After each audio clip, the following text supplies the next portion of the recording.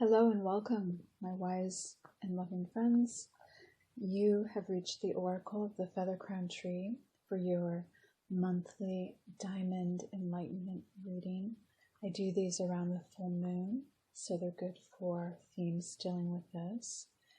Also, because I do them once a month, wherever your birthday falls during the year, whatever one of these readings is closest to it should function as a very thematic reading from you. This is a very deep and wide dive into subconscious and superconscious issues for us to delve into.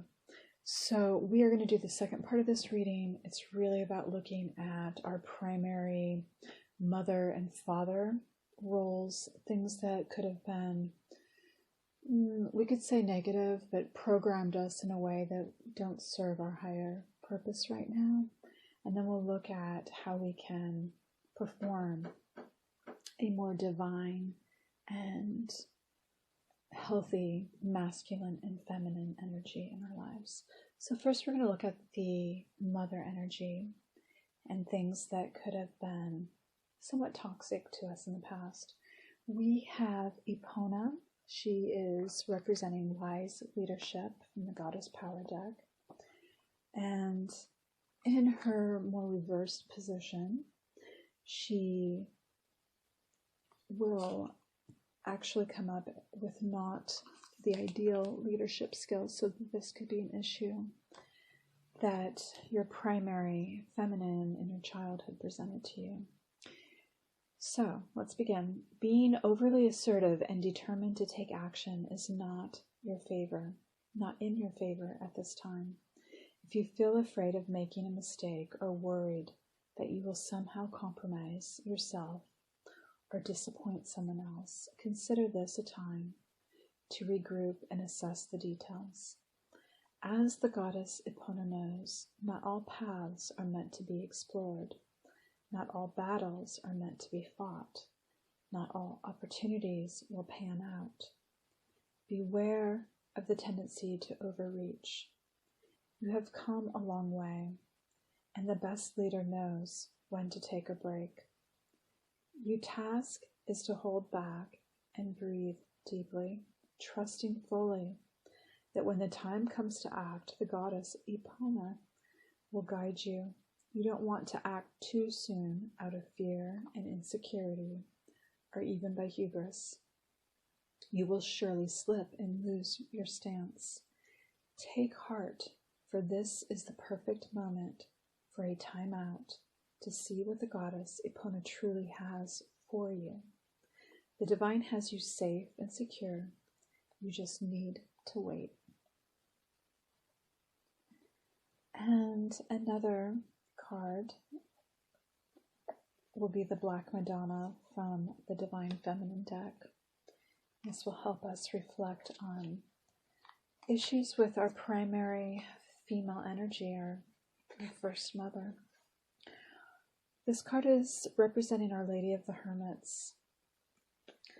Its theme is I transform pain and suffering into a greater capacity to love.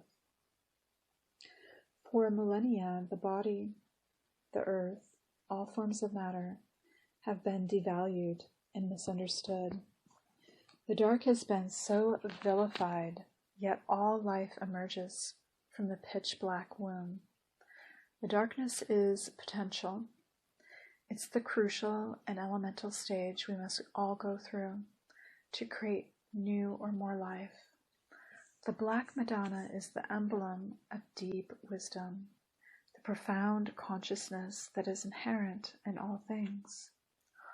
All living and created things are energy.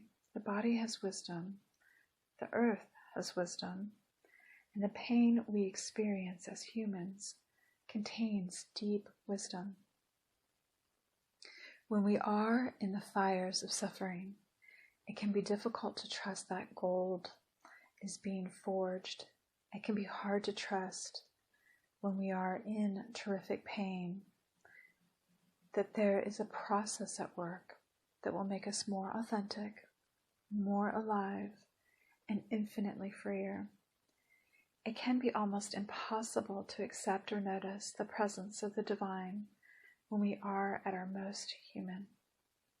The Black Madonna is the cauldron that holds us steadfastly as we endure the alchemy of integrating more soul into our existence. She is the promise that what doesn't survive the fires of suffering was never meant for us. And she is the presence that they're with us even when we might feel most alone, reminding us that there is no darkness we can enter without being met by love. I transform pain and suffering into a greater capacity to love.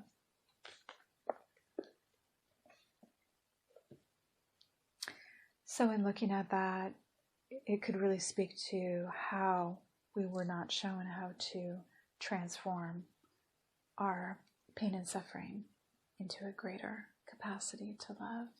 So let's look at the higher energies now, the divine feminine, see if we're able to walk a path that is more healed in relation to the last few cards. Our first card is Our Lady of Radiant Grace from the Mother Mary Oracle. Like an animal that has been wounded and must learn to release aggression and distrust in order to know love and tenderness, we too must learn how to trust again and again. The nature of modern culture is that it tries to kill the soul and break the spirit. We are pushed and prodded into fitting into stereotypes, humbled into believing we are not enough just as we are, and manipulated into believing we must buy our way into status in order to have worth. The body is humiliated by comparisons and judgments, and the spirit is derided by beliefs that it cannot see or touch physically. Therefore, it must not be real. You aren't in the real world if you believe in spiritual matters, and you are delusional and naive if you aim to live from love rather than from scarcity, power games, and fear. This is a part of the test of being human. We were born to rise above these humiliations, to become stronger than them, wiser than them. In doing so, we help liberate others as well, showing the way, a more authentic and healing way to live. We were born not to fear our bodies and deny our spirits, but to love the earth and fly with the wings of the Holy Mother's grace. And our final card in looking at the feminine will be from the Kuan Yin Oracle. And we have Nectar of the Lotus. There is an endless supply of energy, joy, peace, bliss, and love for you, flowing from the heart of the Divine Mother, Kuan Yin. Yet sometimes we may experience limitation instead of endless supply. These limits can be a hidden blessing. They could be a sign that our mind and emotional life could use some help shifting from scarcity consciousness into a consciousness of abundance.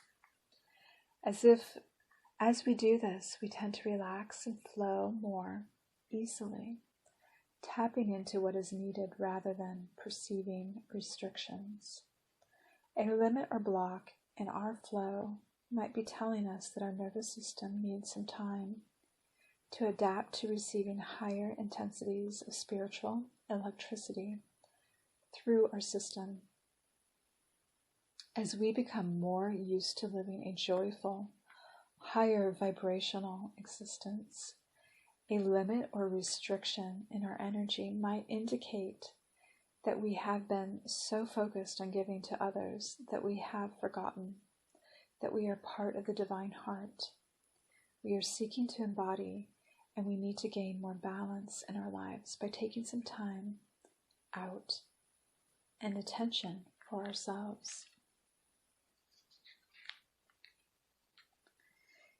Even just becoming aware of what feels good for you at any given time is a way to open your heart to receive the divine nectar that seeks you out to nourish you and replenish you.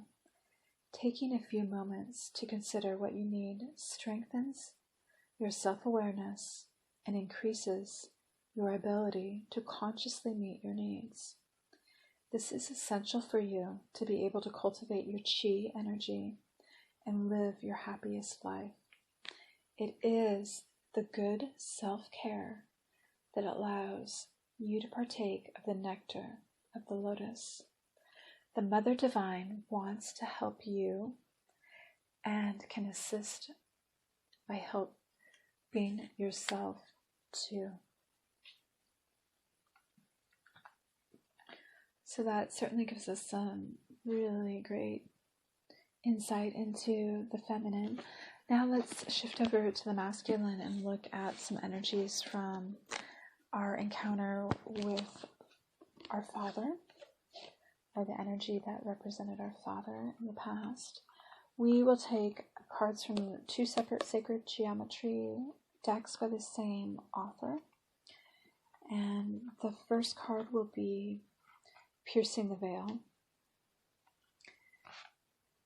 In reverse, it represents a passage from this 3-dimensional reality, a journey that pierces the veils between life and death. Seek the wisdom and sensitivity needed to be of support to those who are facing loss and those who are passing.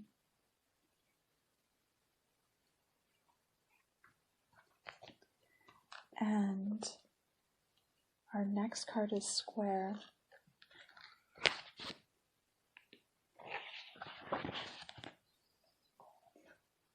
This one in reverse is: the foundation on which you have relied seems to be crumbling beneath your feet.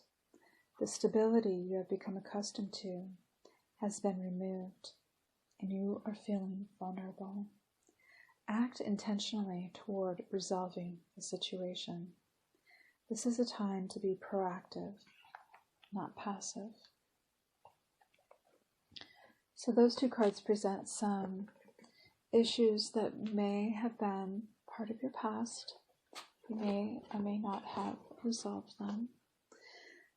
But looking into how you can step into your divine masculine, we will take a card from an Aztec deck, and we have the God of Corn.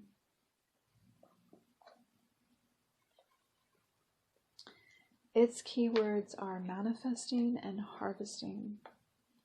This god was born from a union that occurred between the sun god and the mother goddess within the sacred mountain.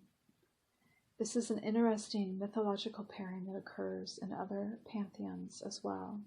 The sun god, in his daily travels across the sky, looks down at earth and sees the beautiful grain goddess tending her fields. They marry and have a child. In the Aztec mythos, it is a boy. In the Egyptian and Greek versions, it is a girl.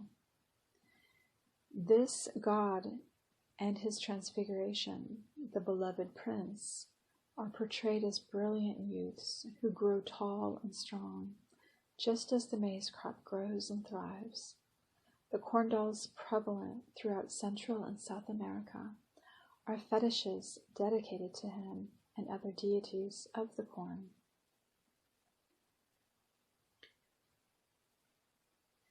Aztec farmers, along with the rest of Mesoamerica, knew the great responsibility that lay on their shoulders and planted each seed with the utmost care, gratitude, and respect.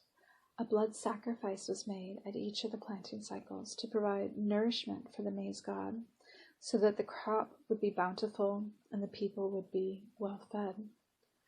Floating gardens near the capital gave farmers the added benefit of year-round planting. This god, as the Lord of the Night, symbolizes the forces of manifestation. Every planting cycle culminates with the act of reaping what has been sown.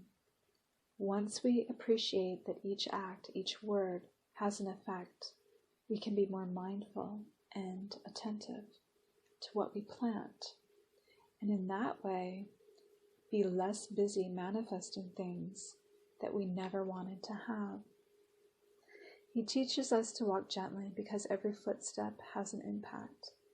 He promises us that every action will come to fruition, whether it is consequential or not. Just as some planted seeds manifest into little more than unfulfilled, dried, and decaying husks, our actions may have as little impact, particularly when we don't carry through on what we start. On the other hand, actions that are planted well and nurtured along the way, like a maize seed, will manifest when the time is right.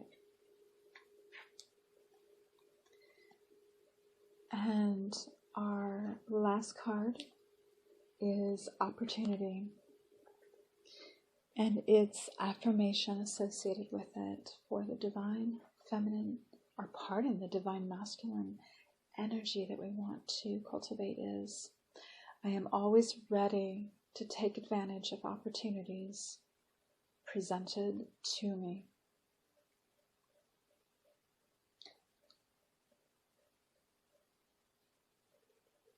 Thank you for joining me for this reading. I will have the other two parts available to you as well.